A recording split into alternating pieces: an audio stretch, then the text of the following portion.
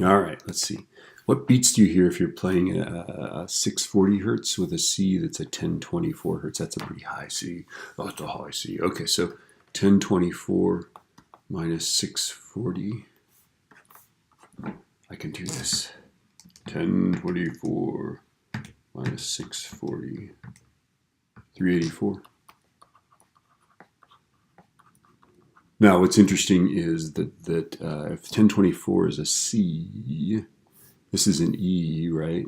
640 is an E. 384 would be an undertone that we would hear. I'll show you this. This is a cool thing. This is actually a G, okay? And then the 1024 is a C, and this is the I don't know, I can't remember. I took music theory, but I don't remember.